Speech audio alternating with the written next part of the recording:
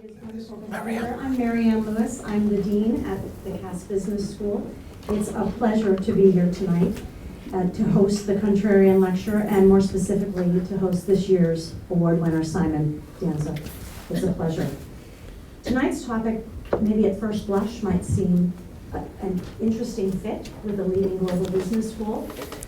But I would say, I actually wrote here just the contrary, but pardon the pun. Really, events like tonight's lecture exemplify Cass. It exemplifies the opportunities we have. Our mission is very much to live the intersection of knowledge and education and community.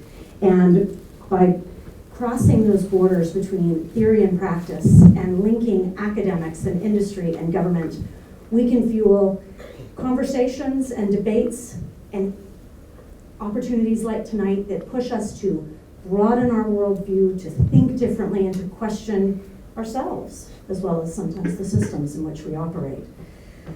When I think about the Contrarian Lecture, I think this is such an ideal case in point, and I've only been the Dean for about 3 weeks, and one of my favorite pieces of this role is events like tonight, and I will tell you, I'm probably averaging about 3 a week, and in every case, in every event, the issue of ethics and responsibility comes up. Now, typically, the events I'm talking about are in banking or economic models. Tonight, we get to be more explicit in some regards. But it doesn't matter whether we're talking about accounting fraud or child abuse. Simon and the Contrarian Prize, I think, teach us 2 important lessons that I just put on our radar screens as we listen and engage tonight. The first is they remind us that individual efforts and singular voices matter. This prize recognizes the principles of independence, courage, and sacrifice in practice. I think the second is that these lessons take it even a step further. And I thought about tonight's lecture last week. I was watching the movie Spotlight, and I don't know if it's in the UK yet. I was in the States last week, but that movie is an account of the systemic child abuse within the Catholic Church, but more importantly, its avoidance within Boston, which is probably the most Catholic community in the US. And I think cases like that, but also like Cyril Smith, remind us that by staying silent, we not only avoid the opportunities for critical positive change, we become complicit in the problem, which is the next step. So many thanks, Ali, for letting us, enabling Cass to host this event. And thank you, Simon, for serving as such a valued exemplar to all of us. So with this, let me turn it over to Ali. Thank you very much.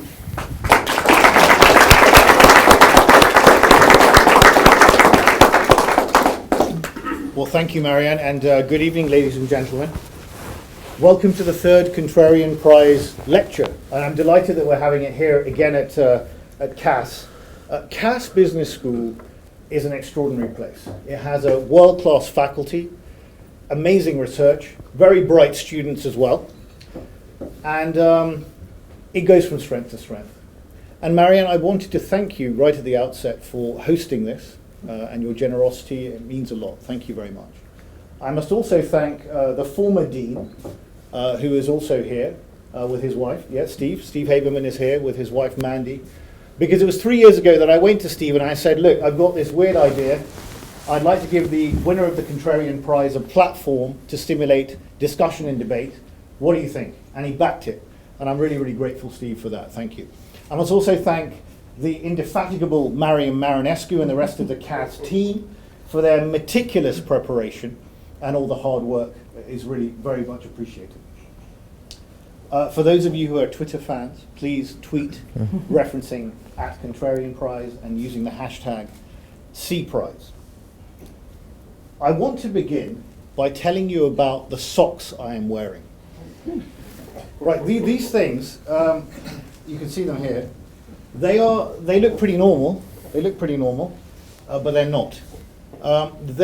My shoes are covering and hiding an absolute feast for the eyes, a multicolored feast for the eyes. These shoes are made by a company called Quiet Rebellion. These socks were given to me by a friend.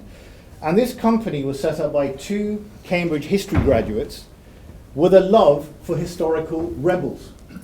And the ones that I'm wearing are named after a chap called Claudio Equiano, who was a slave, and he bought his freedom from slavery and then made it his business to fight slavery for the rest of his life until he died in 1797. Now, a few months ago, I was walking through the hallowed halls of the Victoria and Albert Museum, and I was looking up in amazement at the sartorial creations of the genius that is Alexander McQueen. And I looked up and I saw a prescient quote on one of the walls in the main hall. And it said, "I want to be the purveyor of a certain kind of silhouette or way of cutting, so that when I am dead and gone, people will know that the 21st century was started by Alexander McQueen." And it made me reflect. And it made me think that it is always the few that have the drive, determination, and foresight, like Claudio Equiano, to take it on and make it happen. The thing that worries me is that where do we find such figures in modern British public life?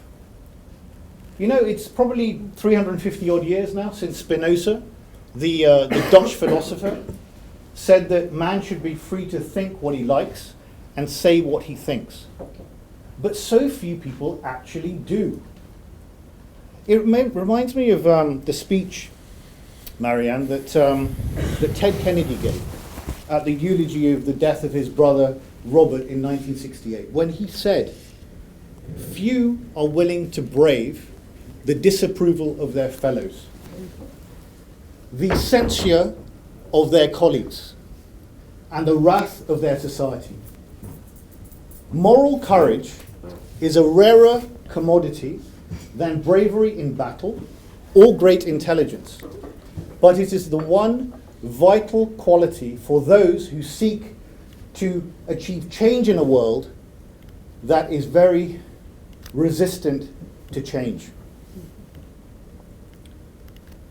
And you just reflect on those words, and you think about Emily Wilding Davison, the suffragette who threw herself in front of the horse of King George V at Epsom in June 1913 and died for her cause. And that's what the Contrarian Prize is about. I established this prize to recognise people in British public life that demonstrate independence, courage, and sacrifice. And nominations come from the public. There are 4 criteria: independence of thought, courage and conviction in their actions. They should have made a sacrifice, and they should have introduced new ideas into the public realm or had an impact on the public debate. There's a flyer in front of all of you that explains all this, and please visit the website contrarianprize.com, and please nominate someone. You've got a whole year to nominate someone for this prize, and I want to make sure that the nominations are of the highest quality so that the judges have got the biggest field possible to choose from. The first winner of this prize was the former CEO of Olympus Corporation, who blew the whistle in his own company on a $1.7 billion fraud and was fired by the board for doing so. The second winner was Clive Stafford Smith, a human rights lawyer who campaigns tirelessly for the abolition of the death penalty and who also campaigns for the closure of Guantanamo Bay. And the third winner is a politician who exposed child abuse by one very powerful member of the establishment. Now, only last week, the Children's Commissioner in the UK came out with a report that said that the majority of child abuse is perpetrated by friends and family of the victim, and that 85% of cases go unreported. 85%. And then we had last Friday the chair of the Independent Commission into Historical Child Abuse, Justice Lowell Goddard, who came out and announced the scope of her inquiry and which institutions would be covered by this inquiry, including a number of councils, as well as the Anglican and Roman Catholic churches as well. And her work is now beginning. So I could not think of a more propitious time to be hosting a lecture on this very important topic. And Simon here is an outspoken and independent-minded man who raised the issue of child abuse by his predecessor in Rochdale, Cyril Smith MP, in a book that he co-authored with Matt Baker, who's here, called Smile for the Camera. And Simon will be signing copies of that book after the lecture. And what he says, what he alleges is that Smith could have not acted alone, but must have been protected by a powerful group of child predators. Now, Simon, as well as all the work he's been done on child abuse and the fact that he stood up for an independent inquiry, the Home Secretary tried to appoint 2 botched attempts at appointing a chair. 2 botched attempts. And now we've finally got one. If Simon was pushing and pushing and pushing for that independent inquiry. Quite apart from that, he's also been a little outspoken since his leader, Jeremy Corbyn, was elected. He's got a few concerns, and he's voiced a few of them. And they include things like the fact that Jeremy Corbyn didn't sing the national anthem, he threatened not to wear a poppy on Remembrance Day, but also the fact that he's losing connection.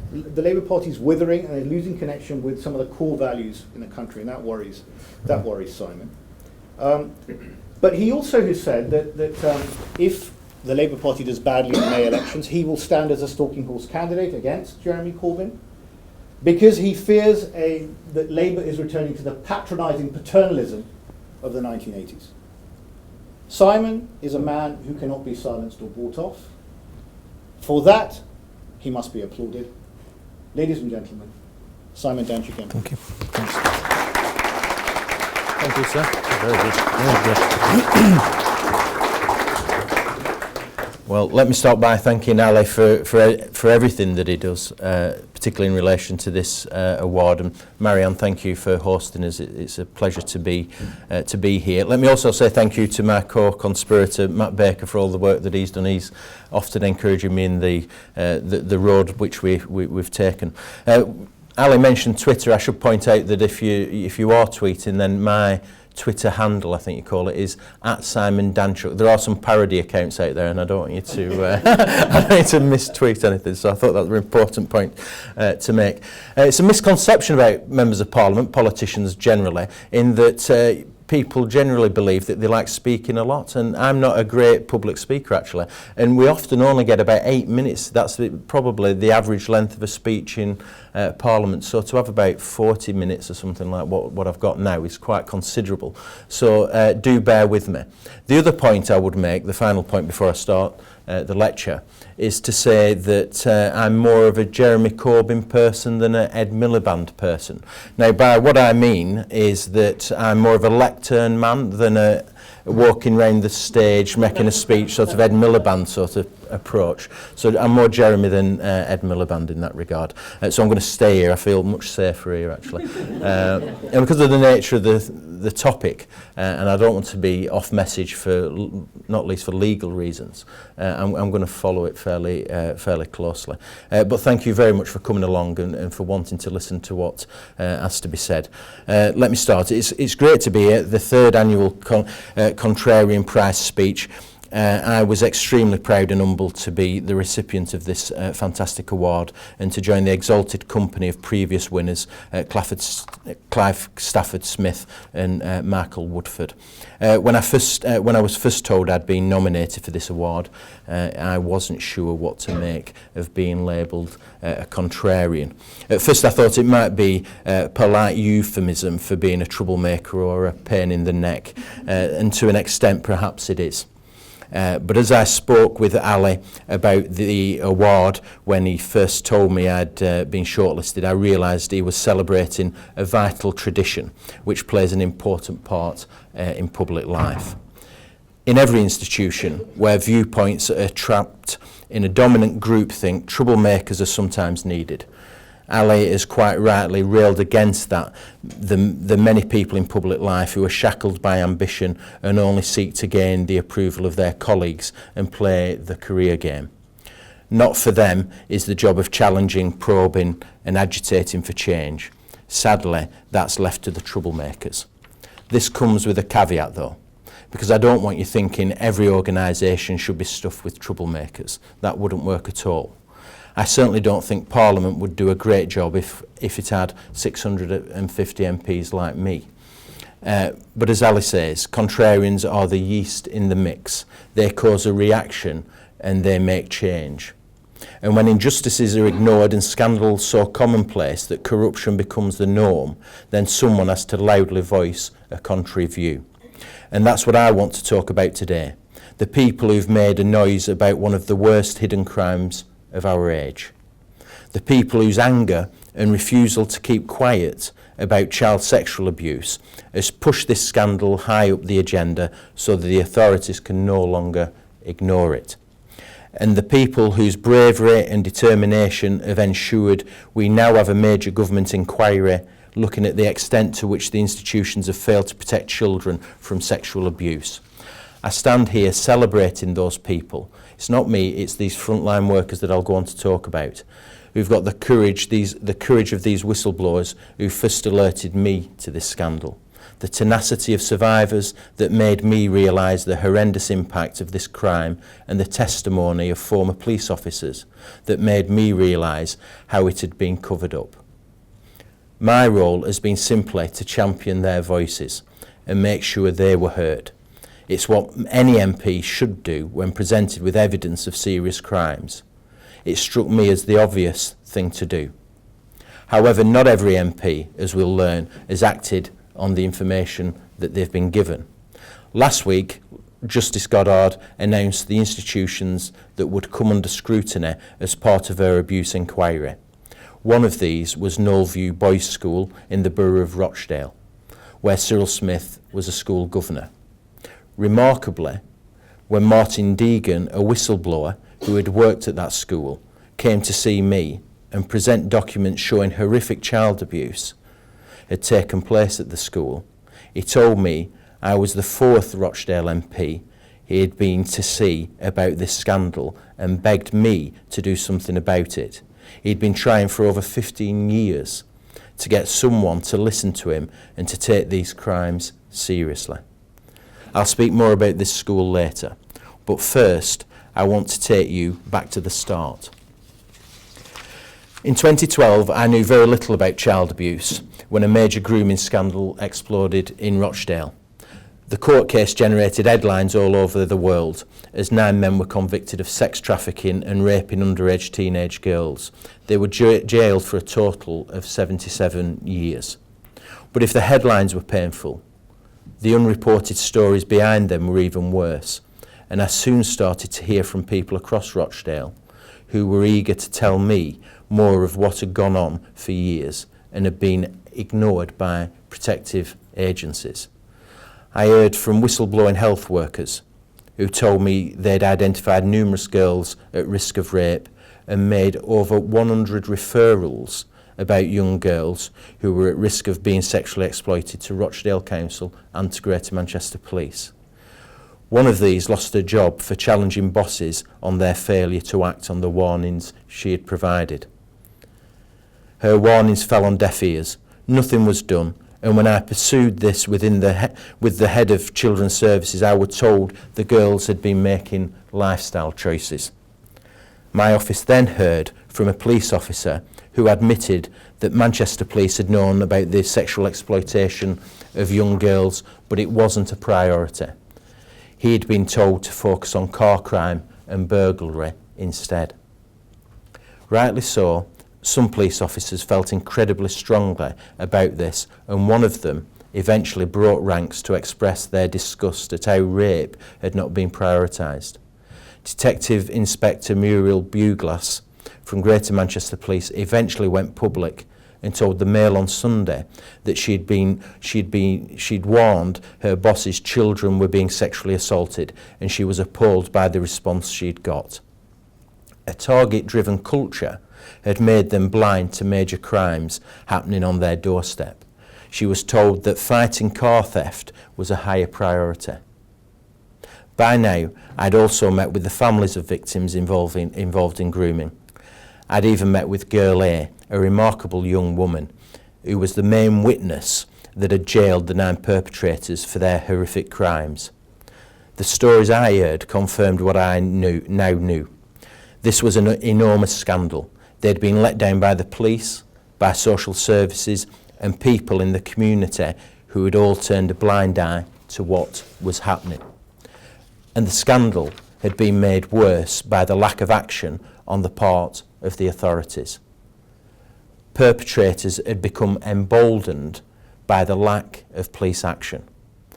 The sense of injustice and the horror at how people had dismissed these terrible crimes really affected me.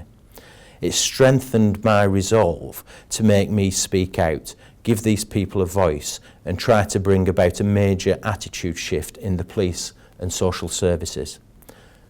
Their approach was completely wrong, and we needed a totally different way of looking at this crime.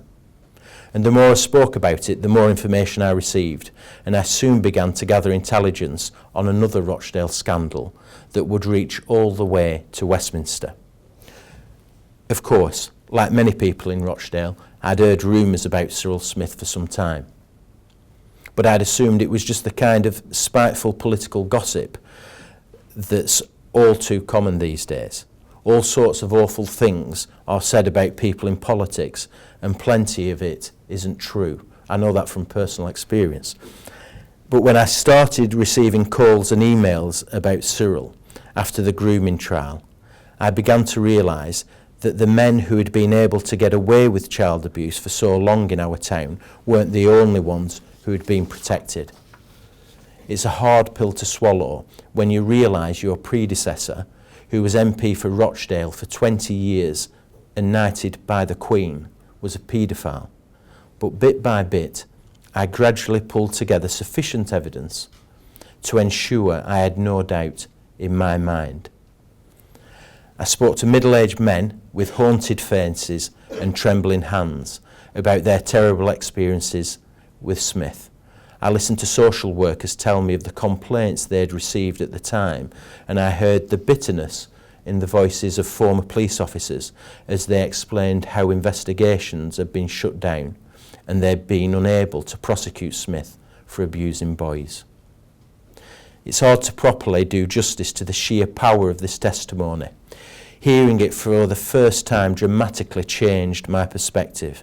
It made me realise that there was often little appetite to deal with the horrors of sexual abuse, and many frontline workers felt unable to hold important people to account.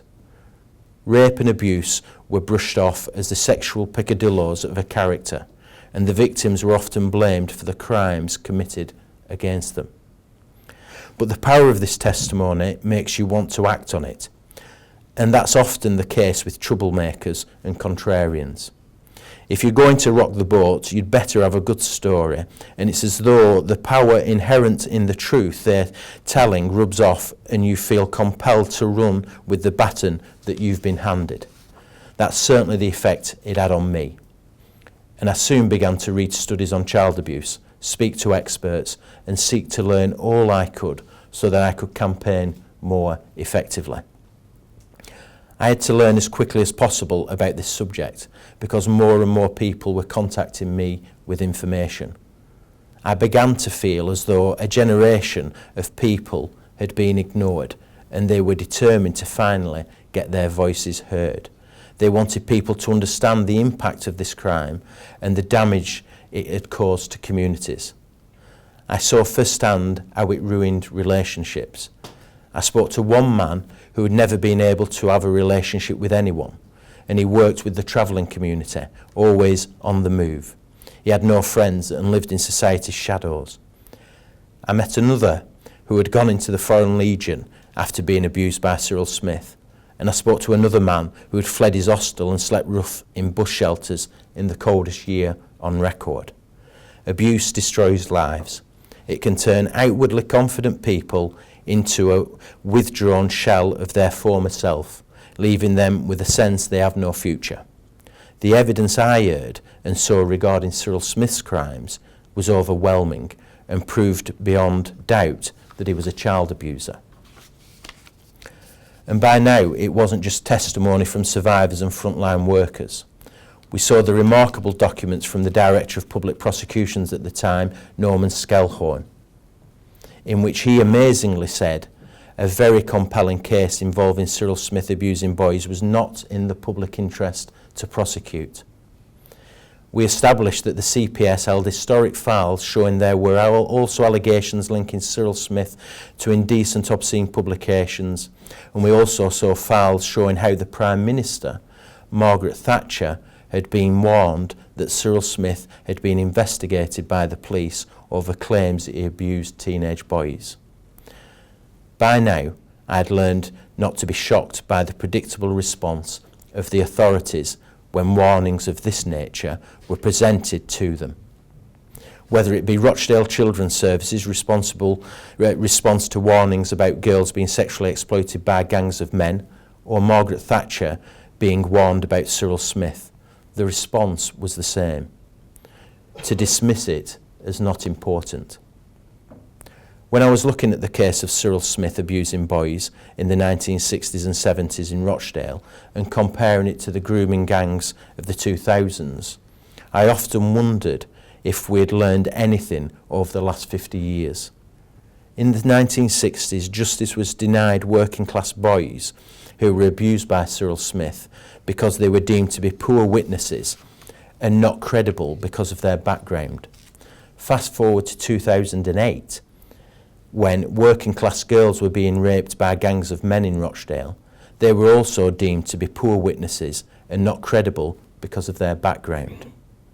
Here, it seemed, was a horrific crime that allowed the criminal to get off scot-free if they committed it against the right class of person. This was a terrible injustice then, and it's a terrible injustice now. And more still needs to be done to eradicate this prejudice from the criminal justice system. But why were so many professionals complicit in their conspiracy of silence, you might ask? Obviously, people knew about it and did nothing. Why? Fear is obviously a major factor. Police officers told me you simply couldn't question the decisions of superiors. Your career would be over if you did. But ignorance is another factor. I worry that some professionals have become totally detached from the reality of vulnerable people's lives. There is no connection, no empathy, and that's why they're able to dismiss rape as a lifestyle choice. The head of Rochdale Safeguarding Children's Board told me they needed to take, in her words, a deeper dive into the theory to understand the problem. The impression I got, talking to some professionals, was that they viewed abuse victims as an astronomer would look through a telescope at planets. Their lives were so far from their experiences that they experienced that they might as well have been a remote dot. The Rochdale grooming scandal would never have come to light without the efforts of fantastic healthcare workers who listened to these girls, understood what was happening straight away, and tried to get the authorities to act. We need more people like these, steeped in working class community values, not remote theory. But I also got the impression that in some cases the law was powerless to bring powerful people to justice where this crime was concerned. And that's the reason why no case was ever brought against Cyril Smith. By now, the genie was well and truly out of the bottle, and countless frontline workers who had been told to drop investigations into VIP abusers over the years suddenly wanted their say. In November 2012, I decided to out Cyril Smith as a paedophile in Parliament. But Cyril Smith wasn't the only important figure or even MP allowed to commit terrible crimes with impunity. There were certainly others, and thankfully there is now far greater interest in holding these people to account. The government has now established an independent inquiry into child sexual abuse led by Justice Goddard, and the Home Secretary Theresa May has acknowledged that the cases of child abuse exposed so far are only the tip of the iceberg. This certainly represents progress, and I was pleased to see Justice Goddard announce last week that among the institutions she will investigate will include Knowlview Residential School, where I believe Cyril Smith used his position as a governor to get in at night and to abuse boys. There are, of course, other cases, and the Independent Police Complaints Commission are currently investigating 29 cases into police corruption relating to historical child sexual abuse claims. These relate to very serious allegations about suppressing evidence, officers hindering or halting investigations, and claims offences were covered up because of the involvement of members of Parliament. It's incumbent on the IPCC to do a proper job and to ensure that, however difficult, unpalatable or uncomfortable the truth is for some police forces, we get a hard, factual account of what really happened. Similarly, it shouldn't be frontline officers who are forced to carry the can for chronic mistakes and failures to prosecute VIP abusers, but those at the top who issued orders to close down investigations. I spoke to some of these police officers before the IPCC announced their investigation, and it's clear to me there's a hidden scandal that needs exposing. Obviously, I can't comment on any of the 29 cases, but I do want to highlight one that came to my attention last year, which I've recently found out is not included in the IPCC investigation. Among the police officers to contact my office wishing to share information about investigations into MPs that were halted was Michael Cookson, a former CID sergeant in the Metropolitan Police. Cookson said he was very pleased to see more and more details of sexual abuse scandals involving MPs and other VIPs in the media, because it was long overdue that these cover-ups were finally exposed. He told my office that in 1968 he was a junior member of a team who monitored a succession of teenage escapees from Feltham Young Offenders Institute entering the house of Tom Dryburgh MP, a former chairman of the Labour Party. Cookson alleges that the boys were interviewed, and it soon became clear that they had been abused by Dryburgh and wanted charges to be brought against him. So did the police, and filed an application to charge to the Director of Public Prosecutions, Norman Skelhorn. The sergeants on the team, he said, were confident that Dryburgh would be arrested. They were clear that obvious crimes were being committed, but then nothing happened. Eventually, he said word came back that Skelhorn had ruled out any chance of prosecution, and they were told not to proceed with the case because it was not in the public interest. They were covering up for other people, Cookson said, and you just had to get on with that sort of thing because they were the people in charge. That's how things were. You didn't question authority. If Cookson's story is true, I certainly don't think it's unique. I'd heard similar stories from officers trying to investigate Cyril Smith, and I'm sure this type of scenario repeated itself with other important people. It's time now for these stories to be properly investigated so we can truly learn from the mistakes of the past. That's why I've written to the current Director of Public Prosecutions, Alison Saunders, asking if she has any records in her archives which confirm Cookson's account. I think his account perfectly encapsulates the reason this scandal was hidden for so long, for one striking reason, and that's because the Director of Public Prosecutions, Cookson alleges, turned a blind eye to Dryburgh's behaviour was Norman Skelhorn. He was the same DPP who a year later told Lancashire police officers that it wasn't in the public interest to prosecute Cyril Smith. And let's not forget, he was also the same DPP that said it wasn't in the public interest to prosecute another MP, Victor Montague, a few years later in 1972. In this case, Montague, who was a leading establishment figure and inherited his seat from his father and became the 10th Earl of Sandwich, admitted assaulting a boy for 2 years. But remarkably, Skelhorn told him that if he promised not to see the victim again, he'd be let off. If this isn't an example of preferential treatment and shoddy deals being done for establishment abusers, then I don't know what is. In the space of a few years, Skelhorn let 2 MPs off the hook for abusing boys and decided it wasn't in the public interest to apply the law to lawmakers where sexual abuse of vulnerable youngsters is concerned. And there could have been a third case with Dryburgh. Think about that for a second. What kind of message does that send out? That if you are among society's elites, then you have carte blanche to sexually abuse poorer people. I believe this attitude has long been ingrained in certain sections of society and has poisoned our justice system. You can see it in the comments made by former Attorney General Michael Havers during Peter Sutcliffe's trial. For example, where he said some of Sutcliffe's victims were prostitutes, but the saddest part is that some were totally respectable women. Havers, it's worth recalling, is the same Attorney General who tried desperately to stop Geoffrey Dickens MP from outing the diplomat Sir Peter Hayman as a paedophile in the House of Commons in order to protect Hayman's reputation. This idea that certain groups of society are above the law and that other social classes don't deserve protection of the law is shocking. History tells us that child abuse has been a problem for centuries, manifesting itself differently throughout the ages. In ancient Greece, boys' brothels flourished, for example, and men kept slave boys for abuse.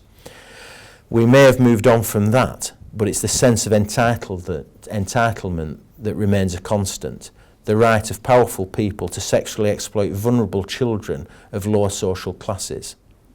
It's time this outdated nonsense was smashed and our generation makes a clean break with this obsolete way of thinking once and for all. To do this, however, we have to properly confront and understand failings in decades gone by that are quite rightly coming in for scrutiny by the Goddard inquiry. After all, it wasn't really all that long ago when the Paedophile Information Exchange was storing material in the Home Office, being described by Patricia Hewitt, a future cabinet minister, as a counselling group for adults that was misunderstood, and it was openly lobbying MPs for a change in the law to make it easier for adults to have sex with children. It's around this period when arguably one of the worst establishment child abuse scandals first surfaced, in the shape of the Playland scandal. This saw the old Etonian Lloyd's underwriter, Charles Hornby, jailed for the sexual exploitation of homeless boys near Piccadilly Circus. And it's widely believed he was the scapegoat, with many more VIPs escaping justice. At a time when millions of people watched the Johnny Go Home documentary on TV, telling the stories of teenage runaways being sexually abused in London, I'm not sure whether the full scale of exploitation is still yet known. Even the judge admitted that not all the perpetrators were in the dock, and one of the defendants said he'd presented police with a dossier naming millionaires, entitled and influential people named in the Playland affair. There was a tremendous cover-up to protect these people, he said. This was also a time when police corruption was rife and powerful people preying on vulnerable teenage boys were not a priority. One of the police officers I spoke to from the time told me that efforts were made to try and limit the period that officers worked on Vice in West End Central because of the huge amount of bribes on offer. Thankfully, this corruption was eventually tackled and the cosy links between police and the sex industry were smashed. The head of the flying squad, along with 12 other Scotland Yard detectives, were jailed for accepting bribes. DCI George Fenwick, head of the Obscene Publications Squad, was jailed for 10 years after it emerged that Soho porn merchants had some of Britain's most senior officers on their payroll. Wallace Virgo, head of the Serious Crime Squad, also went down for 12 years. These were some of the most senior officers ever to come before British courts, and it begs the question, what chance did vulnerable young runaways have once they were in the clutches of pimps and abusers? And what legal deterrent was there for any establishment figure with an interest in young boys to stop them indulging their worst fantasies? The answer, of course, was none. We know of the jail sentences and disgraceful conduct from some officers in the Metropolitan Police at the time, but I'm still not sure whether we will ever know to what extent VIP abusers took advantage of these conditions. MPs of the kind that the MI5 director Sir Anthony Duff famously referred to as having a penchant for small boys in his correspondence to the Cabinet Secretary would certainly have had no problem indulging this criminal desire in the mid-1970s. And the promise that Edward Heath's whip, Tim Fortescue, made when he famously said he could help cover up scandals involving MPs and small boys was one I've no doubt he could deliver given the attitude towards this crime displayed by some in the Metropolitan Police. And as we know from Johnny Go Home, London was awash with young runaways at the time, so it was a perfect storm when police corruption, violent pimps and VIP abusers all came together. It's these unfortunate circumstances that the IPCC and the Goddard inquiry must now examine to try and unpick the truth from the many layers of deceit. It's not going to be easy. But Justice Goddard needs our full support to get on with it. As some will know, I've always been fully supportive of the chair. I've not always been very supportive of the chairs that have been selected to oversee this inquiry. But I think Goddard is the right person to get on with this, and no more time should be lost. That's why it's especially dispiriting to see commentators like Richard Littlejohn calling for the inquiry to be scrapped. These are usually the first people to scream cover up, but don't seem to have the stamina to stick with this and properly get to the truth. Then there are people like Edwina Currie that we've heard on the airwaves over the last few weeks ahead of the autumn statement. The Chancellor clearly hadn't told her he was about to reverse police cuts, so she felt the need to prepare the ground for an unpopular measure. We can manage police cuts, she claimed, as long as police stop wasting money on historic sex abuse cases. I can understand this view, particularly in light of some of the mistakes that have been made, but I still say to these people, you are wrong. This is a watershed moment for Britain. We have a poor record of protecting children, and it's time we all collectively faced up to past failures and made sure we learn the lessons that will bring about a sea change in values. We owe this to the victims and to future generations. And you only have to look at the recent case of Bishop Peter Ball to know that attempts to cover up such crimes is something that's still with us. Unbelievably, a court heard how royals, ex-cabinet ministers and police chiefs had gone to great lengths to try and protect Ball after he'd sexually abused young men. But as dark and harrowing as this subject matter is, and it certainly does take its toll, I think there are many reasons to be optimistic about the future. We've seen from the recent U-turn by Alison Saunders on Greville Janner that the court of public opinion can no longer be ignored where allegations of child abuse are concerned. I know from many personal encounters with survivors that many more people feel as though they can talk about what happened to them. The environment's changed, it feels safe to talk about it now, one survivor told me. That is progress, and we are witnessing social change. We can't turn back to how we were. We have to turn the page on that world of dark secrets and shame. And it's not just here in the UK where we're making progress, it's happening elsewhere. Only a few weeks ago there were incredible scenes in New Zealand's Parliament.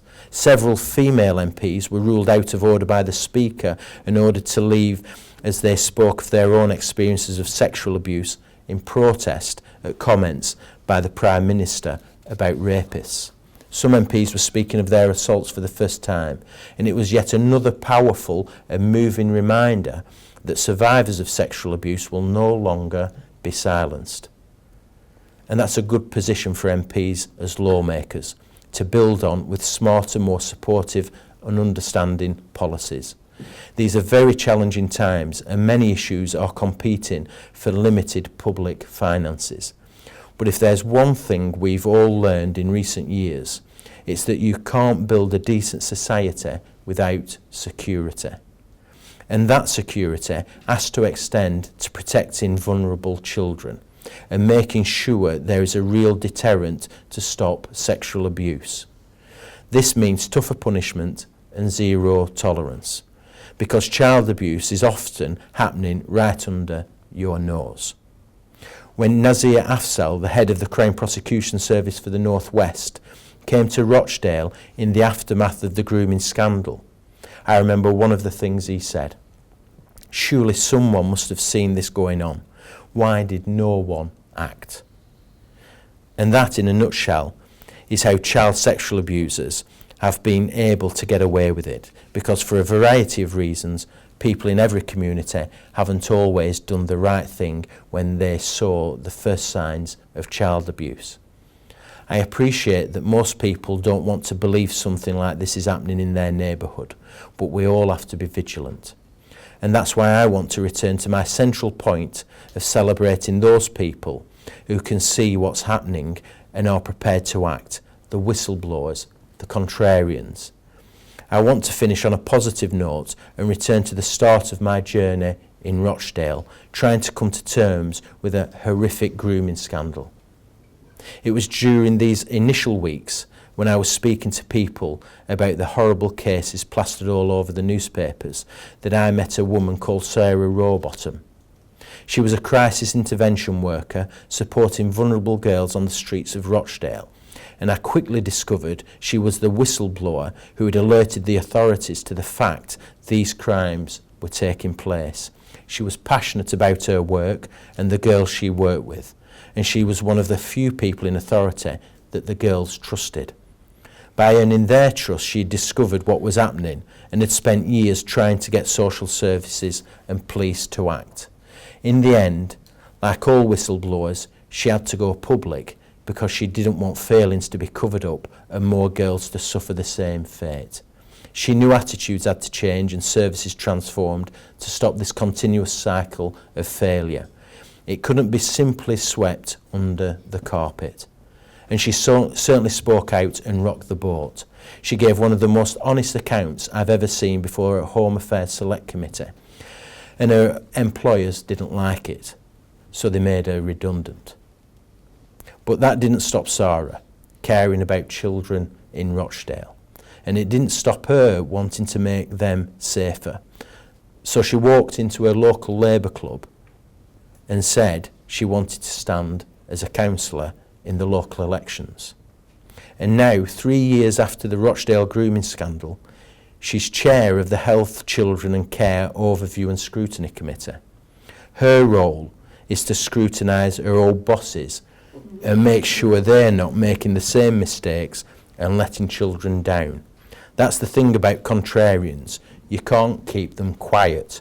And as a result, I feel our borough is in good hands and we're on the right track to making it a safer place for children. Thank you very much indeed.